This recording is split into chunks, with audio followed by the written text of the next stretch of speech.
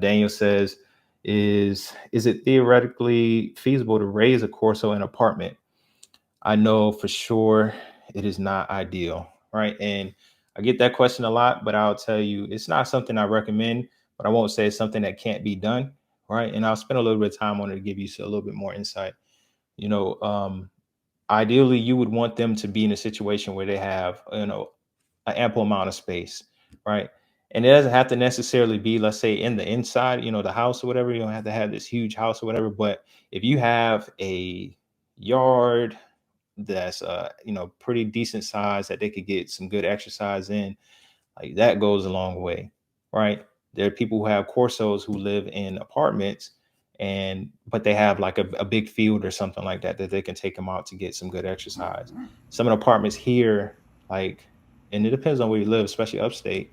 It may not be a lot of grass anywhere near or close, and that's going to suck for your dog. Another thing is, I just think about if I had Duke in an apartment, he's pretty, he's very protective of home, right? And a lot of you guys who have Corsos may attest to that. When we're out and about, he's protective, but we kind of doing our own thing. And if it doesn't come to us, we're fine. He'll still look out. But at home, he is on his job.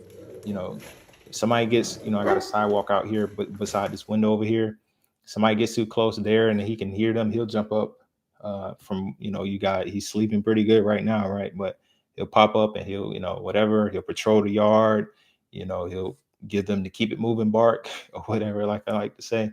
But when you're in an apartment and, you have like, maybe, you're sharing a wall with the neighbor, there's a bump, they don't bark. At least Duke doesn't for no reason often. I have some dogs in the past where they just bark, bark, bark, bark for every little thing. But when Duke does hear something strange or a voice or something, like he perks up and he'll give his big boy bark. And, that could lead to other things, right? One, is the apartment going to allow that dog, right? They get a bad rap because they're so big, whatever the case may be, although they're oftentimes not the troublemakers of the dogs in the neighborhood or whatever, right? But because it has such that deep and loud bark that could bother your neighbors, right? That can lead into other problems, reporting to the office and things like that. So it puts you in a tough situation.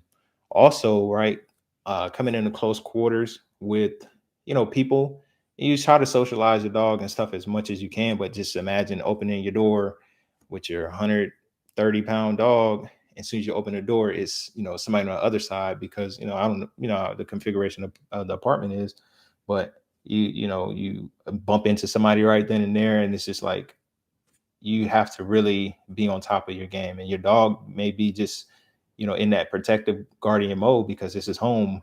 Right. And then, you don't want anything to happen there. So there's a lot of room for error, but it's plenty of people that do it, but I just don't recommend, I don't recommend it. I think they could do a lot better when they have, the house and like especially a yard. I don't have the biggest yard, but yeah, you guys will see it on the video. And but it's enough for Duke to run around and stuff like that. He hasn't jumped over that little fence I got back there yet, right? But it is what it is. So that's kind of what I have on there.